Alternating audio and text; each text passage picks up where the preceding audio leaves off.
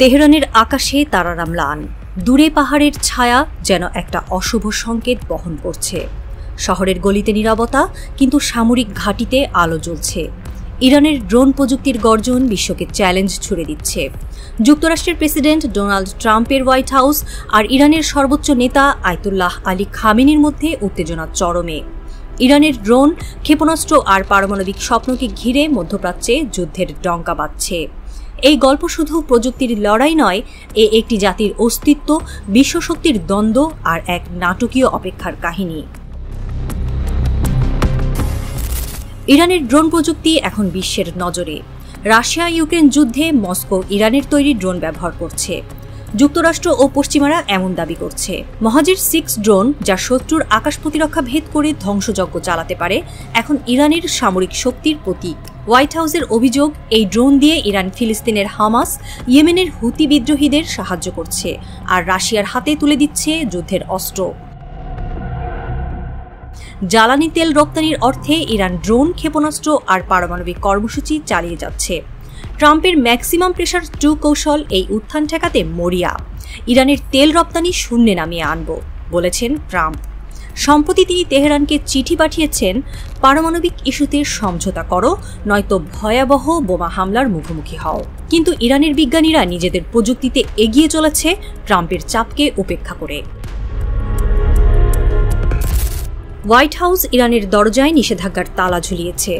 মার্কিন ট্রেজারি দপ্তর চীন, সংযুক্ত আরব আমিরাত আর ইরানের ব্যক্তি ও প্রতিষ্ঠানের ওপর নিষেধাজ্ঞা জারি করেছে। চীনের জিপশেনবো কোম্পানি ইরানকে হাজার হাজার ড্রোন, মোটর পাঠিয়েছে। আমিরাতের ইনফ্রাকম আর ডায়মন্ড ক্যাসেল সরঞ্জাম সরবরাহ করছে, বলেছেন মার্কিন অর্থমন্ত্রী স্কট ব্যাসেন্ট। ইরান এই ড্রোন দিয়ে মধ্যপ্রাচ্যে অস্থিরতা ছড়াচ্ছে, আমরা এটি বন্ধ করব। নিষেধাজ্ঞার তালিকায় রয়েছে মহাজের 6 ড্রোনের সরবরাহকারী ইরানি প্রতিষ্ঠান রাশদ।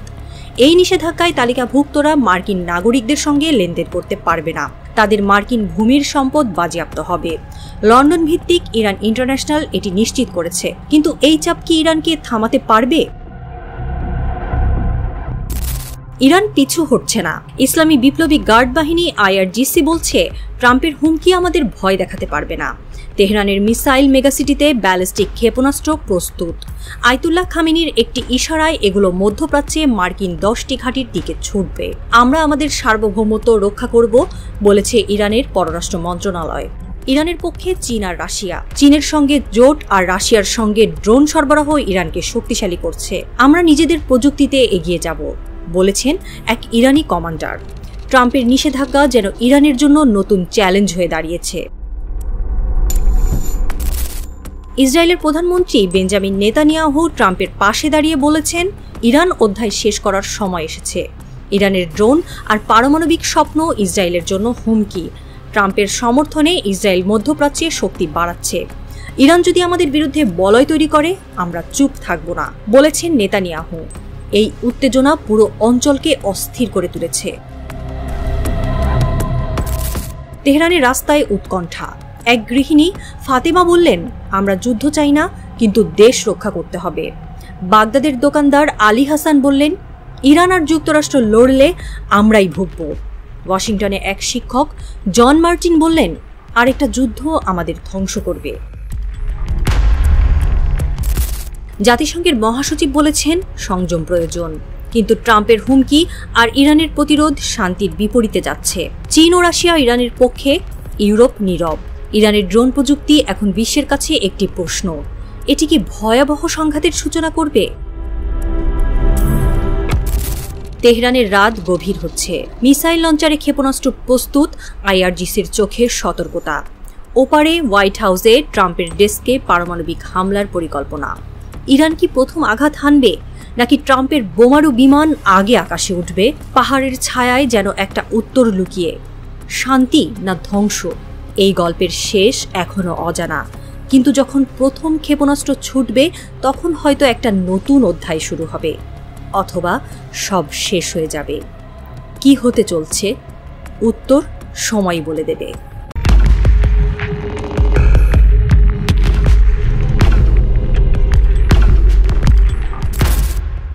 মরুভূমির বুকে সূর্য যখন রক্তিম আভায় ডুবে যাচ্ছে, তখন মধ্যপ্রাচ্যের এক প্রান্তে ইরানের পাহাড়ি সীমান্তে এক অদৃশ্য উত্তেজনা ছড়িয়ে পড়ছে।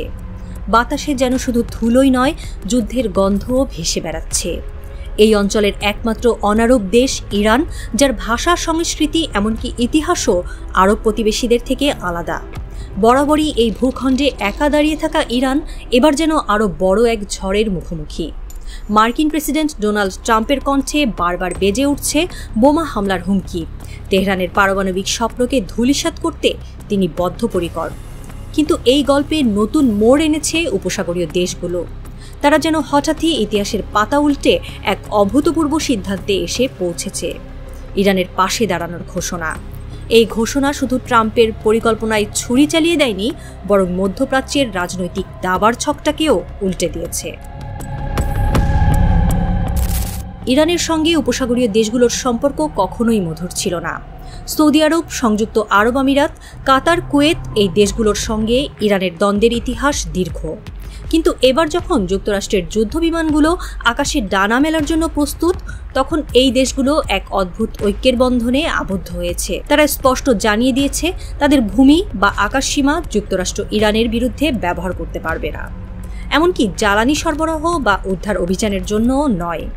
এই বার্তা সৌদি আরবের রাজধানী রিয়াদ থেকে কাতারের দোহা, আমিরাতের আবুধাবি থেকে কুয়েত সিটি, সবখান থেকেই যুক্তরাষ্ট্রের কাছে পৌঁছে গেছে।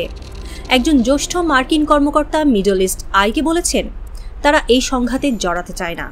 এই একটি বাক্যই যেন ট্রাম্প প্রশাসনের পরিকল্পনার মূলে কুঠারাঘাত করেছে। গল্পটা এখানেই শেষ নয়। ট্রাম্পের পরিকল্পনা ছিল স্পষ্ট। ইরানকে পারমাণবিক চুক্তির টেবিলে ফিরিয়ে আনতে তিনি চাপের পর চাপ সৃষ্টি করেছেন। ইয়েমেনে হুথি বিদ্রোহীদের ওপর মার্কিন বিমান হামলা তারই একটি অংশ। ইরান সমর্থিত এই গোষ্ঠীটির ওপর আক্রমণের মধ্যে দিয়ে তিনি তেহরানকে বার্তা দিতে চেয়েছিলেন, নতি স্বীকার করো, নয়তো পরিণতি ভোগ করো। আর এই হামলায় উপসাগরীয় দেশগুলোর সমর্থন ছিল। সৌদি আরব ও আমিরাতের ঘাঁটি থেকে মার্কিন যুদ্ধবিমান উড়েছে, জ্বালানি ভরা হয়েছে, এমনকি গোপনীয়তা বজায় রেখে অভিযান চালানো হয়েছে। গত মার্চে ওয়াশিংটনে সৌদি ও আমিরাতের কর্মকর্তাদের সঙ্গে মার্কিন প্রতিরক্ষা ও গোয়েন্দা কর্মকর্তাদের বৈঠকের পর এই সমর্থন আরও জোরালো হয়েছিল। ট্রাম্প ভেবেছিলেন এই ঐক্য ইরানের বিরুদ্ধেও অটুট থাকবে, কিন্তু তিনি যে ভুল করেছেন তা এখন স্পষ্ট। ইয়েমেনে হামলার সময় উপসাগরীয় দেশগুলো সহনশীল ছিল, কারণ হুথিদের সঙ্গে তাদের নিজস্ব দ্বন্দ্ব রয়েছে। লোহিত সাগরে হুথিদের হামলা এই দেশগুলোর বাণিজ্যের জন্য হুমকি, তাই তারা যুক্তরাষ্ট্রের পাশে দাঁড়িয়েছিল। কিন্তু ইরানের বিরুদ্ধে সরাসরি হামলা, সেটা অন্য গল্প। ইরান শুধু একটি দেশ নয়, এটি মধ্যপ্রাচ্যের একটি শক্তি, যার সামরিক সক্ষমতা এবং আঞ্চলিক প্রভাব অনেক দূর বিস্তৃত। উপসাগরীয় দেশগুলো জানে ইরানের সঙ্গে সরাসরি যুদ্ধে জড়ালে তার আঁচ তাদের ঘরেও লাগবে, তাই তারা পিছিয়ে গেছে। এই পিছু হটার ফলে ট্রাম্পের পরিকল্পনায় বড় ফাটল ধরেছে। মধ্যপ্রাচ্যে যুক্তরাষ্ট্রের সামরিক উপস্থিতি কম নয়। 2টি বিমান বাহিনী রণতরী, 40,000-এর বেশি সেনা, সৌদি আরব, কাতার, কুয়েত ও বাহরাইনে গুরুত্বপূর্ণ ঘাঁটি, এসবই ট্রাম্পের হাতে শক্তিশালী অস্ত্র। কিন্তু উপসাগরীয় দেশগুলোর এই ভেটো তার পরিকল্পনাকে জটিল করে তুলেছে। ইরানের বিরুদ্ধে হামলার জন্য যুক্তরাষ্ট্রকে এখন অন্য পথ খুঁজতে হবে। দূর থেকে আক্রমণ সম্ভব, কিন্তু ঝুঁকি বেশি। ইরানের আকাশ প্রতিরক্ষা ব্যবস্থা শক্তিশালী। তাছাড়া যদি ইরান বুঝতে পারে যে তেল সমৃদ্ধ আরব মিত্ররা যুক্তরাষ্ট্রের সঙ্গে একমত নয়, তাহলে তাদের আলোচনার অবস্থান আরও শক্ত হবে। ট্রাম্প যে খেলায় জিততে চান, সেখানে ইরান হয়তো পাল্টা চাল দিয়ে জিতে যাবে। ইরানও চুপ করে নেই। তেহরান জানিয়েছে তাদের পারমাণবিক কর্মসূচি শান্তিপূর্ণ। ওমানের মাধ্যমে তারা এই বার্তা বিশ্বের কাছে পৌঁছে দিয়েছে, কিন্তু ট্রাম্পের কানে এসব কথা ঢুকছে না। তিনি বলেছেন, ইরান যদি চুক্তিতে না আসে, তাহলে এমন হামলা হবে যা তারা কল্পনাও করতে পারেনি। এই হুমকির মধ্যেই মধ্যপ্রাচ্যে মার্কিন সেনা ও সমরাস্ত্রের সংখ্যা বাড়ছে। কিন্তু উপসাগরীয় দেশগুলোর এই অবস্থান যেন ট্রাম্পের পায়ের নিচ থেকে মাটি সরিয়ে দিয়েছে। এই গল্পের শেষ এখনো লেখা হয়নি। আকাশে যুদ্ধবিমানের গর্জন, মরুভূমিতে সেনার বুটের শব্দ, আর ইরানের পাহাড়ে লুকিয়ে থাকা প্রতিরোধের প্রস্তুতি, সব মিলিয়ে একটা ঝড়ের পূর্বাভাস। উপসাগরীয় দেশগুলোর এই ঐক্য কি ইরানকে বাঁচিয়ে রাখবে, নাকি ট্রাম্পের হাতে থাকা শক্তি শেষ পর্যন্ত সব বাধা ভেঙে দেবে? রাত গভীর হচ্ছে, আর মধ্যপ্রাচ্যের আকাশে ঝড়ের ছায়া আরও গাঢ় হয়ে উঠছে। এই গল্পের পরবর্তী অধ্যায় কি হবে তা শুধু সময়ই জানে।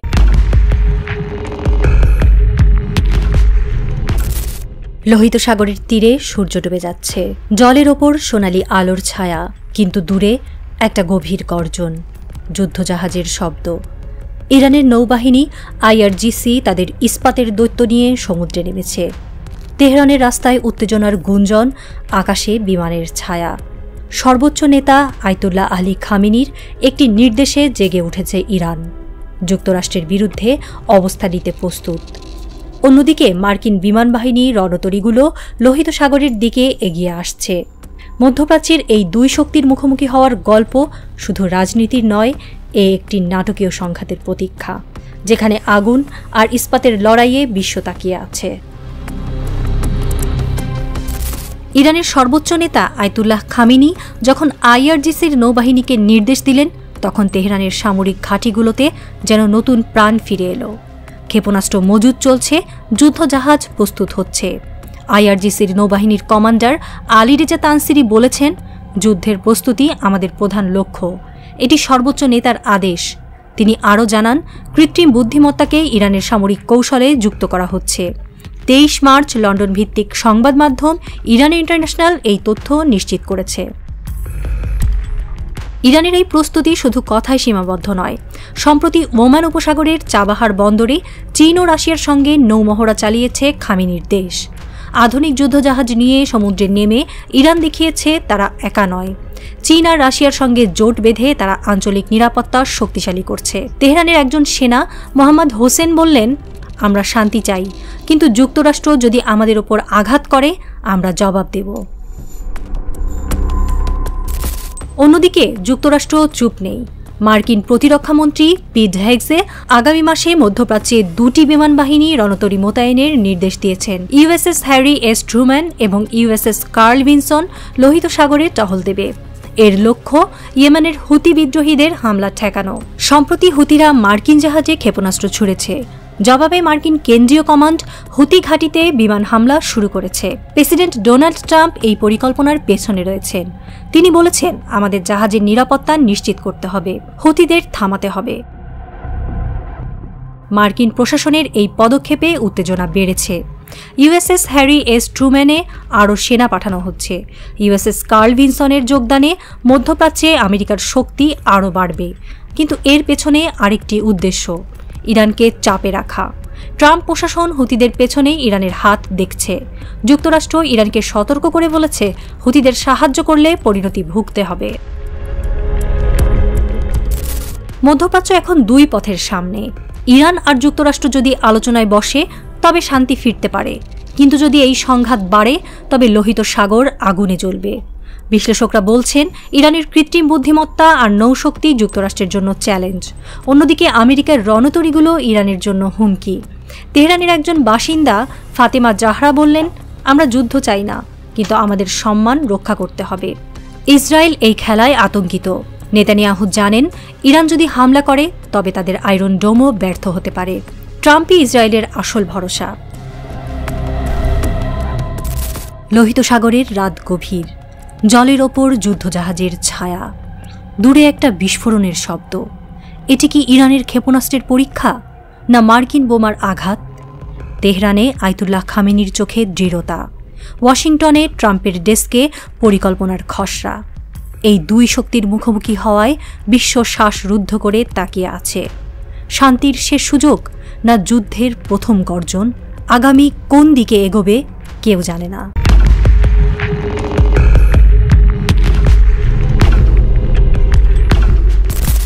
তেল আবিবের গোপন কক্ষে রাতের নিস্তব্ধতা ভেঙে চলছে এক ভয়ঙ্কর পরিকল্পনা। ইসরায়েলের প্রধানমন্ত্রী বেনিয়ামিন নেতানিয়াহুর চোখে জ্বলছে প্রতিশোধের আগুন। তার লক্ষ্য একটাই, ইরান। তেহরানের অপ্রতিরোধ্য শক্তি ইসরায়েলের জন্য এক দুঃসংবাদ। ইরানের নেতারা ঘোষণা করেছেন, তারা চাইলে ইসরায়েলকে বিশ্ব মানচিত্র থেকে মুছে দিতে পারেন।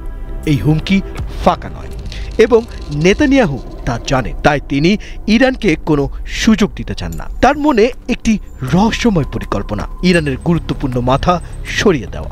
এটি একটি রাজনৈতিক থ্রিলার যেখানে সক্ষমতা, ষড়যন্ত্র আর প্রতিশোধ এক অদৃশ্য যুদ্ধের রূপ নিয়েছে।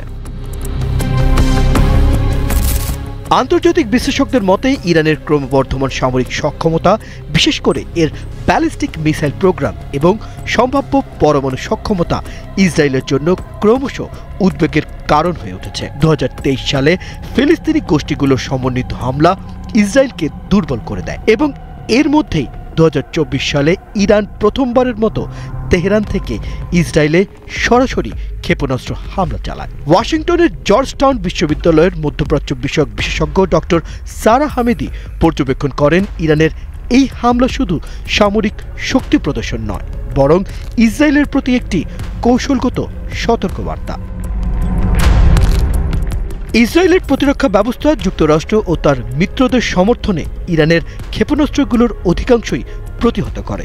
তবে লন্ডনের কিংস কলেজের প্রতিরক্ষা বিষয়ক ডক্টর মার্টিন ক্লার্ক নোট করেন, ইরানের ক্ষেপণাস্ত্র প্রযুক্তির উন্নতি এবং এর আঞ্চলিক মিত্রদের সমর্থন ইসরায়েলের জন্য দীর্ঘমেয়াদী চ্যালেঞ্জ তৈরি করেছে। এই প্রেক্ষাপটে নেতানিয়াহু ইরানের বিরুদ্ধে প্রত্যক্ষ পদক্ষেপের জন্য যুক্তরাষ্ট্রের সমর্থন চেয়েছেন। মার্কিন প্রেসিডেন্ট ডোনাল্ড ট্রাম্পের প্রশাসন আন্তর্জাতিক গণমাধ্যমের প্রতিবেদন অনুযায়ী ইরানের পরমাণু স্থাপনায় সরাসরি হামলার পরিকল্পনাকে সমর্থন করেনি, ফলে ইসরায়েল বিকল্প কৌশলের দিকে ঝুঁকেছে।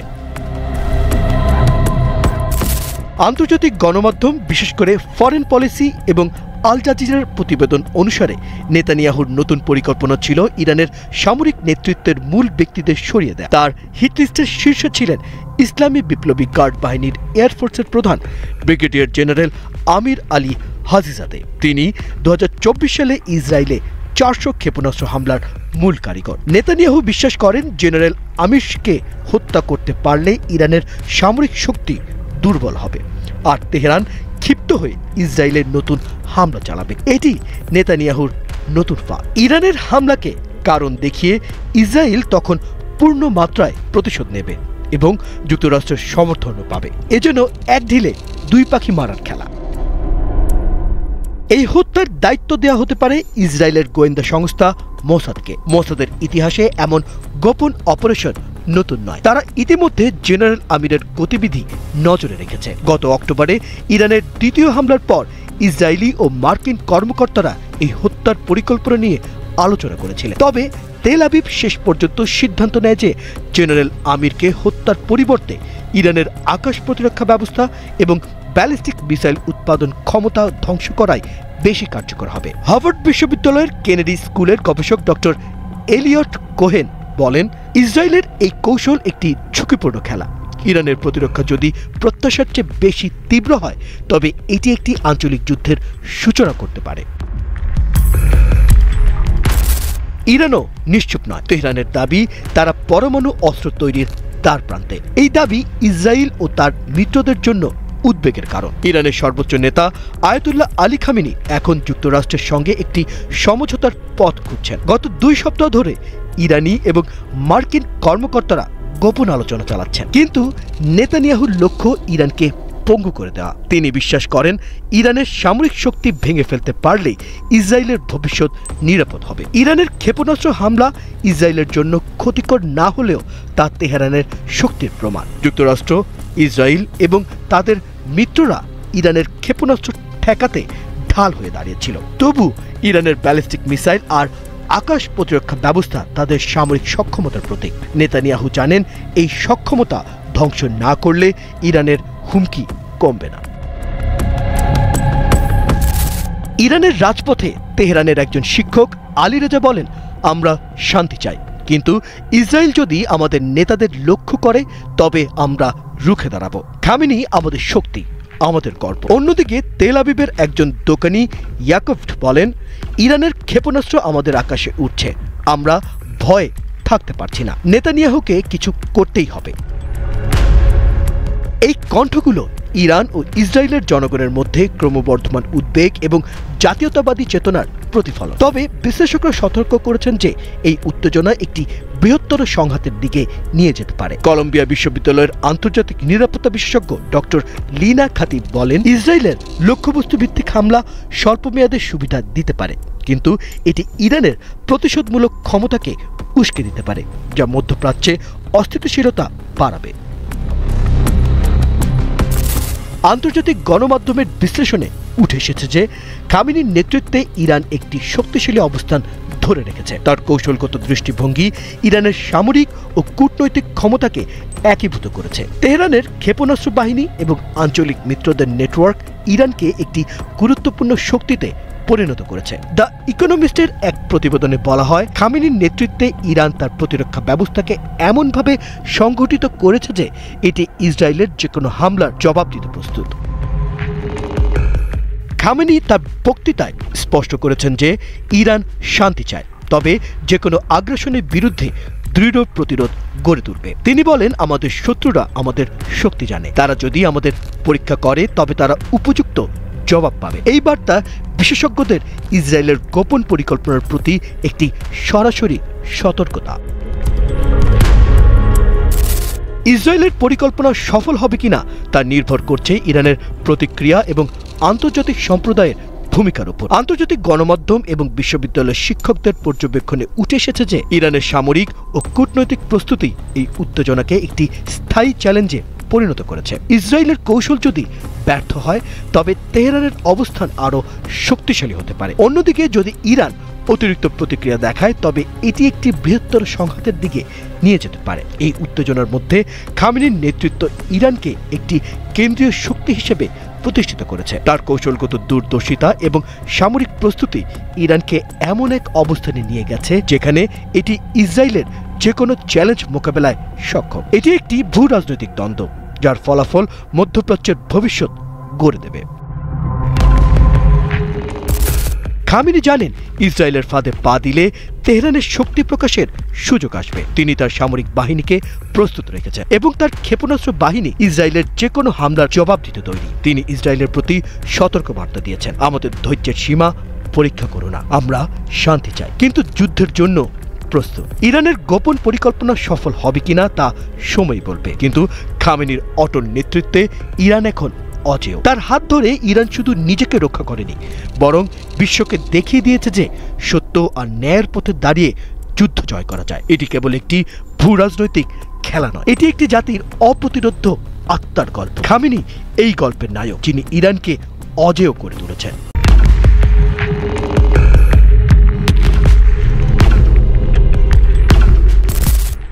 ওয়াশিংটন হোয়াইট হাউসের একটি গোপন কক্ষে ডোনাল্ড ট্রাম্প বসে আছেন। তার সামনে ছড়ানো মানচিত্র, ইসরায়েল, গাজা, পারস্য উপসাগর, টেবিলে কফির মগ, পাশে তার উপদেষ্টারা চুপচাপ। বাতাসে টান টান উত্তেজনা। ট্রাম্পের চোখে একটি দৃঢ় সংকল্প, ইসরায়েলের স্বার্থ রক্ষা করতে হবে। তার উপদেষ্টারা পরিকল্পনা সাজাচ্ছেন, ইসরায়েল আবারও ফিলিস্তিনে হামলা শুরু করবে, এবার আরও ভয়াবহভাবে। কিন্তু ইরানকে ঠেকাতে হবে। ইরান যেন লেবাননে হিজবুল্লাহ বা ইয়েমেনের হুথিদের সাহায্য করতে না পারে। পারস্য উপসাগরে যুদ্ধবিমান আর জাহাজ পাঠাতে হবে, ইরানকে হুমকির মুখে রাখতে হবে। এটি একটি মাস্টার ক্লাস কৌশল, ভয়ের পরিবেশ তৈরি করে ইরানকে চাপে রাখা, যাতে ইসরায়েলের পথে কোনো বাধা না আসে। বাইরে রাতের আকাশে একটি গর্জন, যেন এই পরিকল্পনারই প্রতিধ্বনি।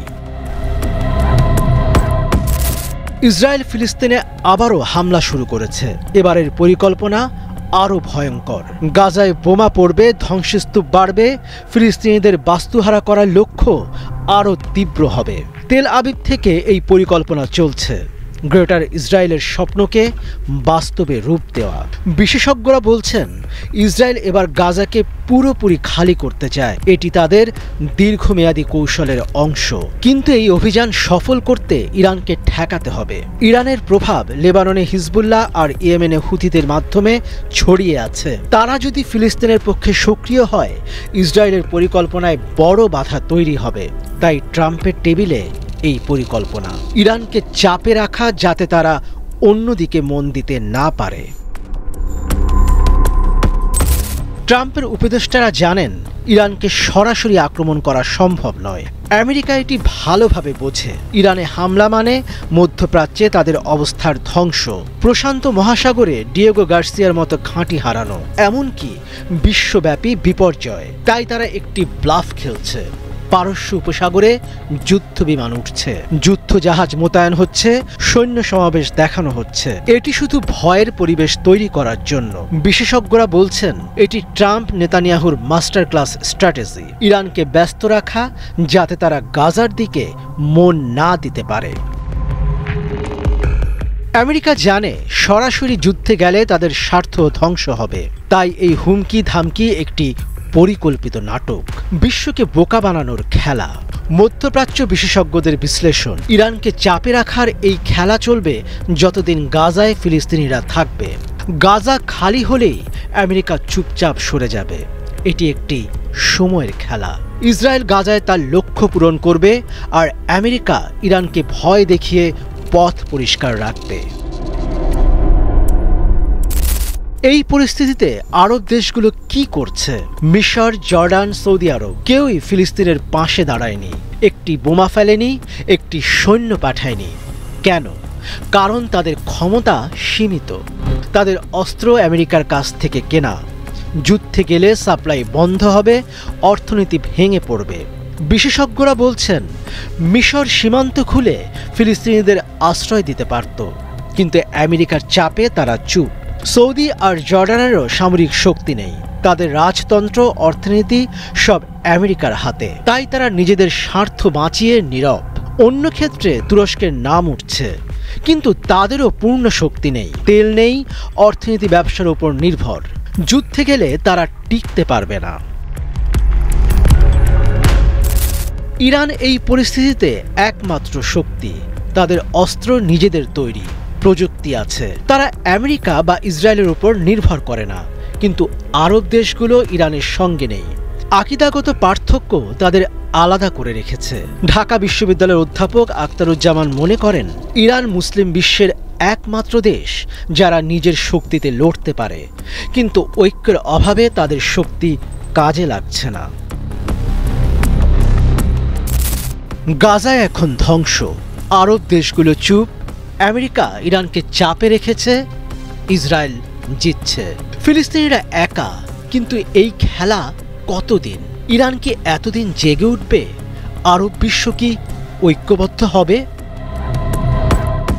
ওয়াশিংটনে সেই রাতে ট্রাম্প মানচিত্র বন্ধ করলেন, তার উপদেষ্টারা চলে গেল, কক্ষে নিস্তব্ধতা। বাইরে একটি যুদ্ধ বিমানের গর্জন। এটি কি ইরানের প্রতিশোধের আভাস, নাকি গাজার শেষ কান্না? ট্রাম্প জানালার দিকে তাকালেন, তার চোখে একটি হাসি। তার ব্লাফ কাজ করছে। নেতানিয়াহুর পথ পরিষ্কার।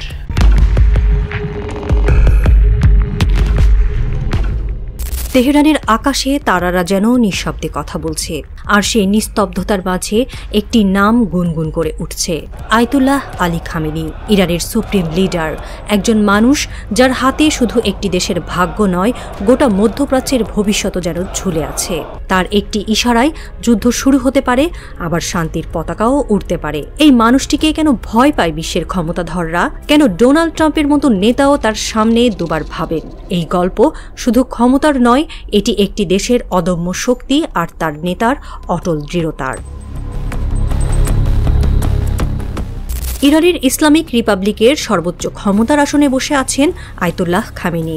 তার হাতে রয়েছে সেনাবাহিনী, গোয়েন্দা সংস্থা, বিচার বিভাগ, সবকিছু। তিনি যুদ্ধ ঘোষণা করতে পারেন, শান্তির ডাক দিতে পারেন, এমনকি কাউন্সিল অফ গার্ডিয়ান্সের মতো গুরুত্বপূর্ণ সংস্থার নিয়োগও তার হাতে। তার ক্ষমতার পরিধি এতটাই বিস্তৃত যে ইরানের প্রতিটি সিদ্ধান্তে তার ছায়া পড়ে। কিন্তু এই ক্ষমতা শুধু কাগজে কলমে নয়, বাস্তবেও প্রমাণিত। ইরানের সামরিক শক্তি বিশ্বের অনেক দেশের ঘুম কেড়ে নিয়েছে।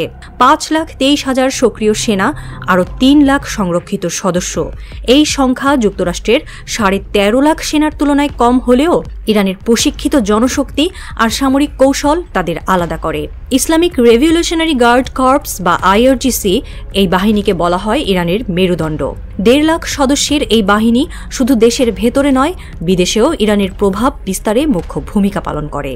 আল কুদস ফোর্স, যারা সরাসরি খামেনির নির্দেশে কাজ করে, তারা মধ্যপ্রাচ্যের সবচেয়ে ভয়ঙ্কর ক্ষেপণাস্ত্র শক্তির নিয়ন্ত্রক।